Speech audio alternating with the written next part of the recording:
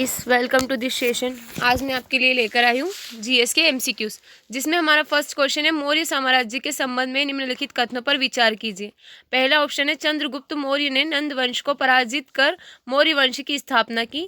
Second है चंद्रगुप्त मौर्य के अधीन मौर्य साम्राज्य की सीमाएं मध्य एशिया और फारस तक फैल गई। थर्ड है चंद्रगुप्त मौर्य के बाद उनके पुत्र अशोक ने 398 ईसा पूर्व में शासन संभाला। हमें इसमें से बताना है कितने कथन सही है। इसका जो हमारा आंसर होगा वो क्या होगा, केवल 2। इसमें हमारा जो फर्स्ट और सेकंड सही है, लेकिन थर्ड में क्या है, चंद्रगुप्त के जो पुत्र है बिंबिसार, उन्होंने 298 ईसा पूर्व में अपने शासन को संभाला था। ठीक है, इसलिए हमारा थर्ड वाला इसमें सही नहीं है। 321 ईसा पूर्व में चंद्रगुप्त मौर्य ने चाणक्य अर्थशास्त्र के लेखक की सहायता से नंद वंश को पराजित करने के बाद मौर्य वंश की स्थापना की। मौर्य साम्राज्य पूरे भारतीय उपमहाद्वीप को एक ही शासन के अधीन लाने वाला पहला सबसे शक्तिशाली भारतीय साम्राज्य था। चंद्रगुप्त मौर्य के अधीन मौर्य साम्राज्य ने अपनी सीमाएं मध्य एशिया और फारस तक फैला ली थी। ठीक है, चंद्रगुप्त मौर्य के बाद उनके बेटे बिंदुसार ने किससे 298 ईसा पूर्व में राजधानी की जो गद्दी है, राजगद्दी को संभाला था, जिन्होंने कलिंग को छोड़कर वर्तमान में भारत के अधिकांश हिस्सों पर अपना साम्राज्य फैलाया था। ठीक है, इसलिए हमारा थर्ड वाला ऑप्शन सही नहीं है। फिर हमारा क्वेश्चन नंबर सेकंड, निम्नलिखित शिलालेखों पर विचार कीजिए। हमें यहाँ पर दे रखा है रुक्मिणदेही स्तंभ शिलालेख, सेकंड दे रखा है निगली सागर स्तंभ शिलालेख, थर्ड दे रखा है सारनाथ शेर राजधानी। हमें इसमें से बताना है कितने लघु स्तंभ शिलालेख है। ठीक है, तो इसका जो हमारा आंसर होगा क्या होगा, केवल बी। हमारा फर्स्ट और सेकंड क्या है, लघु स्तंभ शिलालेख, लेकिन हमारा थर्ड वाला क्या है, जब अशोक द्वारा धर्म परिवर्तन किया गया था तो उन्होंने बुद्ध का जो प्रथम उपदेश दिया गया था उसकी स्मृति में ये सारनाथ शेर राजधानी का एक सारनाथ का जो बनाया था स्तंभ। ठीक है, लघु स्तंभ शिलालेख, रुक्मिणदेही स्तंभ शिलालेख अशोक की लुम्बिनी यात्रा और लुम्बिनी को कर से छूट थी। निंगली जो शिलालेख है वो क्या है, नेपाल में है। इसमें उल्लेख है कि अशोक ने बुद्ध कोना कामना के स्तूप की ऊंचाई को उसके मूल आकार से कितना दुगना कर दिया था। ठीक है, इसके प्रमुख कुछ स्तंभ है शिलालेख सारनाथ सिंह स्तंभ, जो वाराणसी के पास अशोक द्वारा धम्म चक्र परिवर्तन या बुद्ध के प्रथम उपदेश की स्मृति में बनवाया गया था, इसलिए जो हमारा थर्ड वाला है वो सही नहीं है। वैशाली स्तंभ बिहार एकल सिंह बिना किसी शिलालेख के, तो ये हमारे प्रमुख स्तंभ है। ठीक है, थर्ड है हमारा मौर्य साम्राज्य के दौरान वास्तुकला के संदर्भ में निम्नलिखित कथनों पर विचार कीजिए।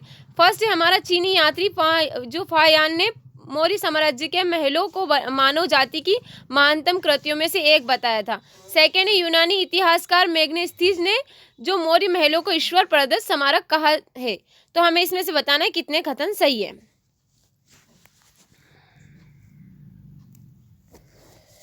तो इसका जो हमारा आंसर होगा वो क्या होगा, डी। इसमें से कोई भी सही नहीं है। इसमें जो हमारा फर्स्ट सेकंड इंटरचेंज है, जैसे यहाँ पर दे रखा है चीनी यात्री फायान ने, तो यहाँ पर क्या यूनानी जो इतिहासकार ने मौर्य साम्राज्य के महलों को मानव जाति की महानतम कृतियों में से एक बताया था। जो सेकंड वाला उसमें क्या आएगा कि चीनी यात्री फायान जो थे उसने महलों को ईश्वर के प्रदत्त स्मारक को कहा है कि जो ईश्वर है उसका प्रदत्त है ये स्मारक। ठीक है, इसलिए हमारा इसमें से कोई भी सही नहीं है। इसका आंसर डी होगा। महल, यूनानी इतिहासकार मेग्नेस्थिस ने मौर्य साम्राज्य के महलों को मानव जाति की सबसे महान कृतियों में से एक बताया था, इसलिए हमारा जो फर्स्ट वाला सही नहीं है।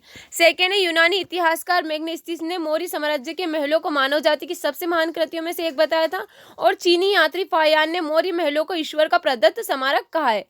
ठीक है, हमारा जो फारसी प्रभाव, चंद्रगुप्त मौर्य का महल ईरान के पार्सेपोलिस में स्थित एक अचमेनिद साम्राज्य के महलों में से प्रभावित था। ठीक है, प्रयुक्त सामग्री मौर्य साम्राज्य के समय लकड़ी की प्राथमिक जो निर्माण सामग्री के रूप में उपयोग की जाती थी। ठीक है, लकड़ी की जो सामग्रियां थी।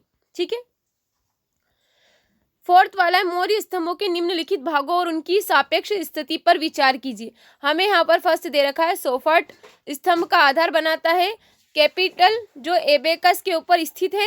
एबेकस सॉफ्ट के शीर्ष पर स्थित है, जो सफाट रहता है इसके शीर्ष पर उपस्थित होता है।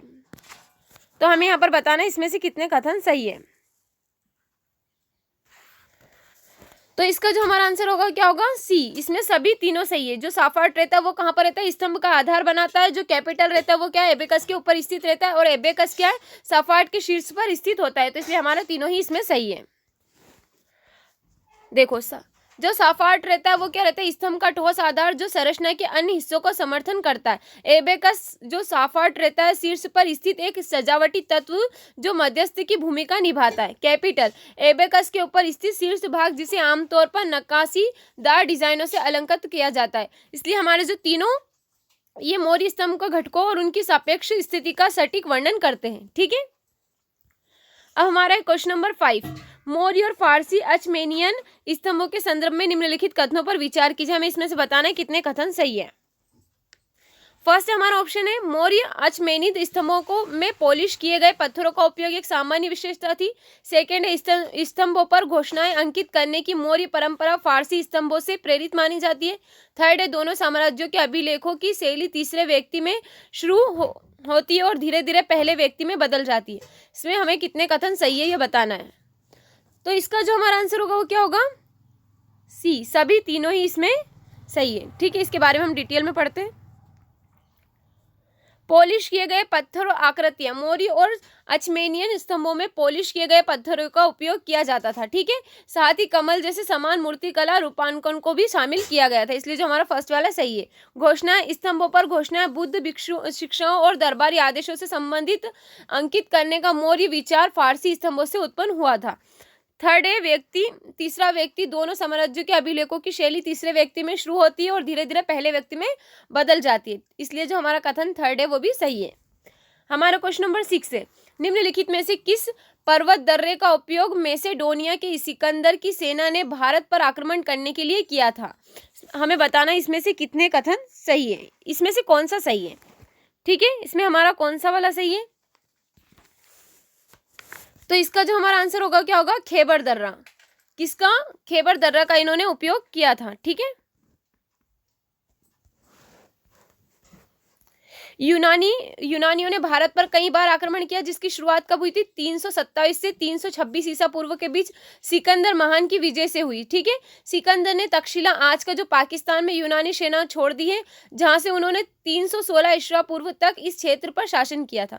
उत्तर पश्चिम भारत की राजनीतिक स्थिति उनकी योजनाओं के अनुकूल थी। यह क्षेत्र कई स्वतंत्र राजतंत्रों और जनजातीय गणराज्यों में से विभाजित था, जो अपनी भूमि से बहुत जुड़े हुए थे एवं जिस रियासत पर वे शासन करते थे उससे उन्हें अत्यधिक प्रेम था। ठीक है, सिकंदर के लिए कहीं उत्तर पश्चिम भारत की रियासतों को एक एक करके जीतना आसान था। इन प्रदेशों के शासकों में दो प्रसिद्ध थे, तक्षशिला का राजकुमार आम्भी तथा झेलम और चिनाब के बीच में स्थित पोरस।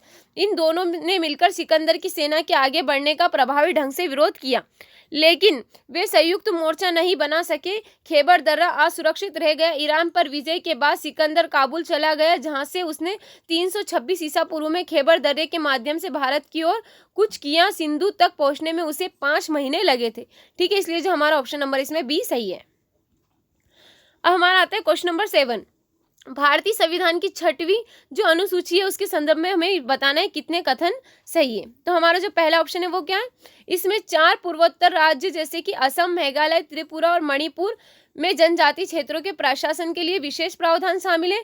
कौन सी 6ठी जो अनुसूची है उसमें। सेकेंड, इन राज्यों के आदिवासी क्षेत्रों को स्वायत्त जिलों के रूप में प्रशासित किया जाना है। थर्ड है, प्रत्येक स्वायत्त जिले के लिए एक जिला परिषद का गठन किया जाना है, जिसमें अधिकतम 50 सदस्य होंगे। इसमें से हमें बताना है कितने कथन सही है।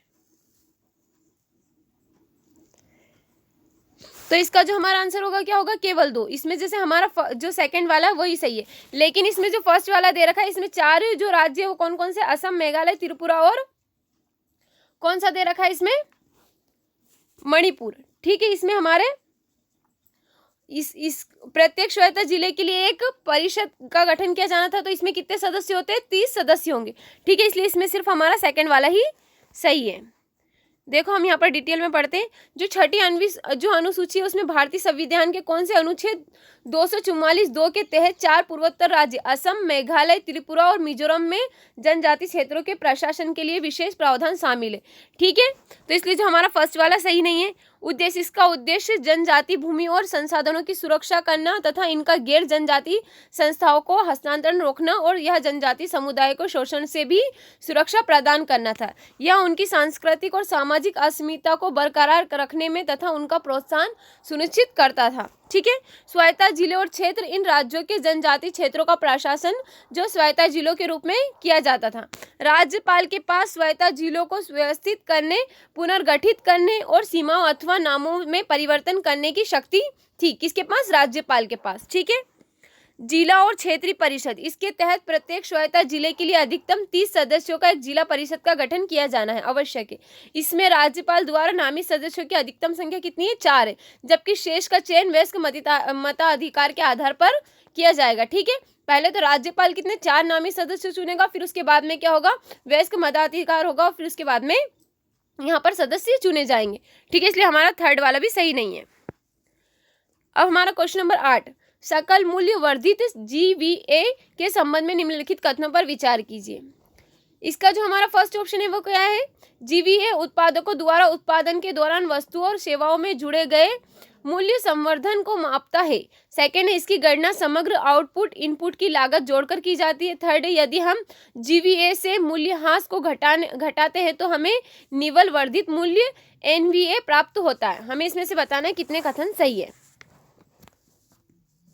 तो इसका जो हमारा आंसर होगा क्या होगा? केवल 2। इसमें जो हमारा फर्स्ट और थर्ड सही है, लेकिन इसकी गणना समग्र आउटपुट इनपुट की लागत को जोड़कर नहीं क्या की जाती है, इसको घटाकर की जाती है। ठीक है। इसलिए हमारा जो सेकंड वाला है सही नहीं है, इसमें हमारा फर्स्ट और थर्ड ही सही है।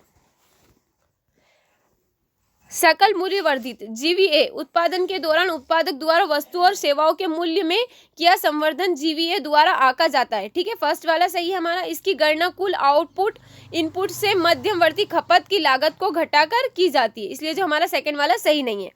यह सकल घरेलू उत्पाद जीडीपी का एक प्रमुख घटक है जो आर्थिक विकास को दर्शाता है। जीवीए वृद्धि दरें क्षेत्रीय प्रदर्शन में अंतर्दृष्टि प्रदान करती है, जो आर्थिक विश्लेषण तथा नीति निर्माण में सहायता करती है।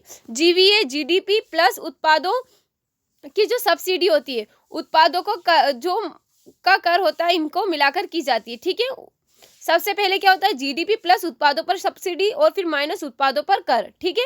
जीवीए से मूल्यह्रास घटाने पर निवल वर्धित मूल्य क्या होता है? एनवीए प्राप्त होता है, जिसका पूरा नाम क्या है? Net value added. ठीक है।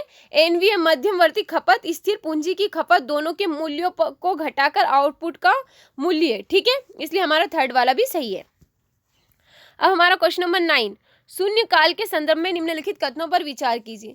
फर्स्ट ऑप्शन है, शून्यकाल एक भारतीय संसदीय नवाचार है और इसका उल्लेख संसदीय नियम पुस्तिका में नहीं किया गया है। सेकेंड वाला है, प्रश्नकाल और कार्यसूची के बीच के समय के अंतराल को शून्यकाल कहा जाता है। इसमें हमें बताना है कितने कथन सही है या कौन सा कथन सही है इसमें से। तो इसका जो हमारा आंसर क्या होगा? Option number C. इसमें हमारा फर्स्ट और सेकंड दोनों ही सही है। इसके बारे में हम डिटेल में पढ़ते हैं। शून्यकाल एक भारतीय संसदीय नवाचार है। संसदीय प्रक्रिया की नियम पुस्तिका में इसका उल्लेख नहीं है। ठीक है। इसके तहत सांसद बिना किसी पूर्व सूचना के किसी भी मामले को उठा सकते हैं। शून्यकाल प्रश्नकाल के तुरंत बाद शुरू होता है तथा दिन के कार्यक्रम की शुरुआत शुरू होने तक जारी रहता है। शून्यकाल प्रश्नकाल और दिन के कार्यक्रम की शुरुआत के बीच के अंतराल को दर्शाता है। ठीक है। इसलिए हमारा जो सेकंड वाला है वो सही है। ठीक है। और फर्स्ट भी इसका सही है। अब हमारा क्वेश्चन नंबर 10, इसमें हमारा दे रखा है यहाँ पर सीआरटी सेल थेरेपी के संदर्भ में जो संबंध में निम्नलिखित कथनों पर विचार कीजिए। हमें इसमें से बताना है कितने कथन सही है। फर्स्ट है हमारा, यह एक प्रकार की इम्यूनोथेरेपी है जिसमें रोगी की प्रतिरक्षा प्रणाली की सहायता से कैंसर का इलाज किया जाता है। सेकेंड है, इस थेरेपी को ल्यूकेमिया और जो है लिम्फोमा के लिए अनुमोदित किया गया है। थर्ड वाला है, सीआरटी थेरेपी का उपयोग अत्यधिक किफायती है। हमें इसमें से बताना है कितने कथन सही है। तो हमारा जो इसका आंसर होगा वो क्या होगा? इसमें हमारा इसका आंसर होगा बी। केवल 2 सही है इसमें। कौन सा? फर्स्ट और सेकंड। लेकिन जो सीआरटी थेरेपी का उपयोग अत्यधिक किफायती नहीं है, अत्यधिक महंगा है। ठीक है। इसलिए हमारा थर्ड वाला सही नहीं है, फर्स्ट और सेकंड सही है। ठीक है। आज के लिए हम इतना ही रखते हैं। इसके बारे में भी हम डिटेल में पढ़ लेते हैं।